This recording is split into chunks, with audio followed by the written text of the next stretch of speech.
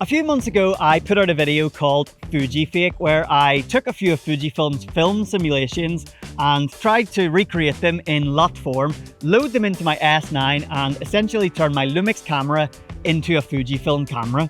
It turns out those Fujifake LUTs were quite popular, with that video getting a good amount of views, and loads of people have been requesting to me that I make more LUTs in that series. If you haven't seen that video, you can give it a watch. It'll be up there somewhere, but whatever. I'm no color expert, but I would say I got close to the look of Fujifilm colors with those Fujifake LUTs, but maybe not close enough to fool anyone. Until now. Creating my 3 Fujifake LUTs earlier this year was a lot of effort. It was a lot of testing and retesting and tweaking and more tweaking. So since then, I've been on the hunt for someone more skilled in this area than me, and I think I've found them.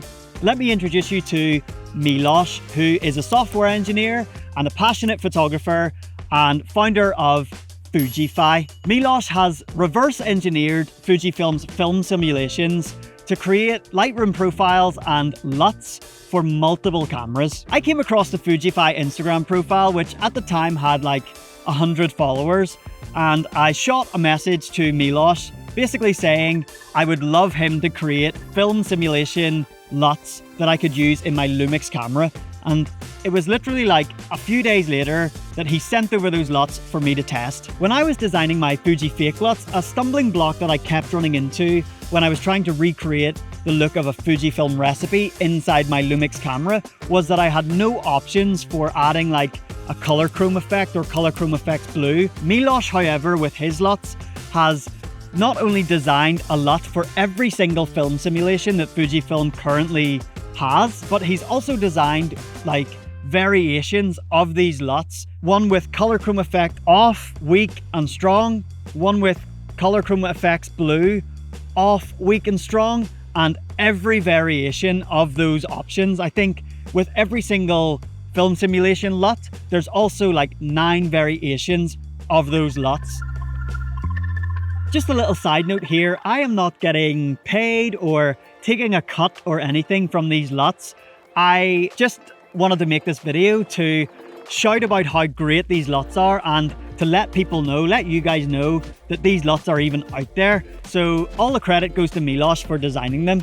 That being said, however, I did convince Milos to do something really exciting just for the viewers of this video. So I'm pleased to announce that the first 50 people to head over to the Fujify website will get the complete Lightroom profile and LUT pack completely free. When that runs out, Milos is very kindly giving the next 50 people the essential Lightroom profile and LUT pack away for free. So if you're not one of these lucky first 100 people to get these Lightroom profiles and LUTs for free, don't worry. Just by watching this video, you can use my promo code ROSS20 on the Fujify website to get 20% off any Fujify/LUMIX product. If you want to try these LUTs for yourself, but you're like hesitant on buying them, I think Milos has stuck a tester pack on there for you to try out a couple of them for free anyway, if that's something that interests you. So for the price that Milos has them on his website and my extra 20% off with the promo code, I think that's like such a reasonable price for what you're getting. Like the complete pack, I think it's $60 or something like that. With the 20% off code ROSS20, that brings it down even more. For what you're getting, that's a bargain in my eyes.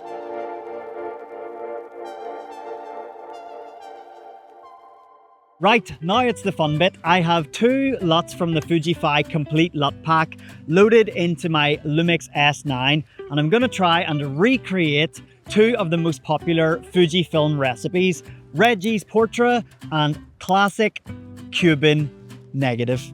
Almost forgot the name. One thing to note is that with these LUTs, now we can recreate the color of Fujifilm recipes, but Fujifilm cameras do have a few stylistic settings that LUMIX cameras don't yet. The first of these is clarity. Clarity is a bit of a funny one. When shooting with the clarity setting, like up or down on a Fujifilm camera, it can like slow down your shooting process. Like it takes a few seconds to save each individual image. So most of the time I find myself turning clarity off, but for the likes of recipes like classic Cuban negative with a minus clarity setting, that'll create like a sort of hazy, dreamy look, and we can recreate that with our LUMIX camera by using like a bloom screw-on bloom effect filter on the lens, or maybe even by using a vintage lens. I'm not going to bother doing that today because I'm more interested in recreating the color and the tones and all that stuff of the recipe rather than like the hazy effect. The next setting that's hard to replicate is grain. Out of the two camera systems, personally I think that Fujifilm has the more realistic and like better options when adding grain to your JPEGs. Fujifilm cameras have the option of adding weak or strong or small or large grain and like combinations of those. LUMIX does allow you to add grain to your JPEGs, but it's widely known that the only one you can really use is the low setting. And that's one thing that I would love LUMIX to include in their cameras in the future is like a grain slider. In the LUMIX Lab app, there's a slider for grain and it's perfect. You can dial in just the exact amount that you want. I would love their cameras to also have something similar, like a scroll wheel for either the amount or the size of the grain, or both. That would be ideal. But for now, just set it, if you want grain, just set it at low. If you don't want grain, just turn the grain effect off. If you've downloaded these Fujify LUTs and you're dialing in a Fujifilm recipe into your LUMIX camera, something to be aware of is that some of the settings will be like reversed. For example, if a Fujifilm recipe says +2 shadows, when you're dialing it into your LUMIX camera, that will translate as -2 shadows. It's just the way that the two different camera systems have like worded their settings or whatever, do you know what I mean? Another setting that you need to look out for if you're translating from a Fujifilm recipe into your LUMIX camera is white balance. The main thing that gives a Fujifilm recipe its look is the film simulation, but a very close second is the white balance shift. And if you're shifting the white balance in your LUMIX camera, you'll be shifting it a different direction than if you were doing it in your Fujifilm camera. Does that make sense? One tip I have here if you're loading a recipe into your LUMIX camera, but it's also just a general like LUMIX tip, which some people might find useful, is to go into your menu and go to image quality, photo style settings, find my photo style settings and go down to add effect and turn white balance on. What that'll do is show a white balance setting in the My Photo Style menu when you're, adding your LUTs and changing your highlights and your shadows in My Photo Styles. That'll add a little white balance tab that when you set that white balance, it'll save like permanently in that like My Photo Style. If you always want to push it to the warmer side and you always want your white balance to be auto white balance with a certain look, saving your white balance in that My Photo Style setting in that tab I just showed you is the way to do that. Fujifilm recipes also state the dynamic range setting to be used for each recipe, and not many people know this, but LUMIX cameras also have a setting like this, and it's called iDynamic range. The iDynamic range setting can be found in the menu of your LUMIX camera under the Image Quality 2 menu. I've actually changed my exposure compensation button, this little button here on my S9, to bring up the iDynamic range, just in case I want to change it quickly for shooting JPEGs.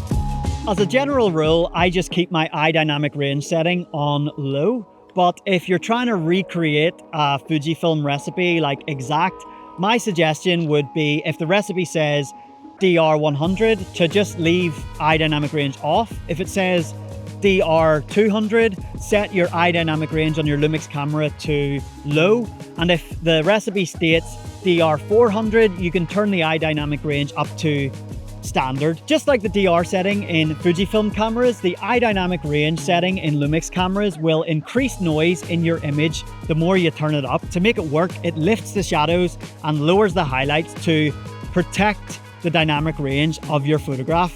Something to note as well is if you're shooting raw images with this setting turned on, you'll find your raw images are underexposed. The more you turn it up, the more underexposed they are. That's what I found anyway. That's obviously just to protect the dynamic range of your JPEGs. I think more people should be talking about this iDynamic range setting in LUMIX cameras. Like if you're a JPEG shooter and you're looking to get film-like looking images, then definitely have a play about with this iDynamic range setting.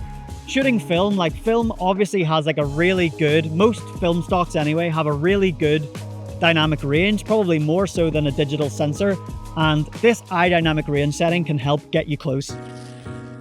Okay, I think that's everything. So again, the two Fujifilm recipes I'm going to interpret for my LUMIX camera and show you in this video are Reggie's Portra and Classic Cuban Negative. As you can see, Reggie's Portra has classic chrome at its base, and it has a color chrome effect of strong and a color chrome effects blue of weak. So that's the Fujify LUT that I'm going to load, that I have loaded into my LUMIX S9. Classic Cuban Negative, on the other hand, uses a film simulation of Classic Negative at its base, and its two chrome effects are both strong. So that's the LUT that I've loaded into my S9 for that one. Right, the Fujify LUTs are loaded, the settings are interpreted, and now it's time to show you my LUMIX version of these two very popular Fujifilm recipes. If you've enjoyed this video, why don't you drop a comment below? I'd love to hear from you. And if you've really enjoyed this video, why don't you drop something in the tip jar on my website? It would be massively appreciated. Anyway, enjoy.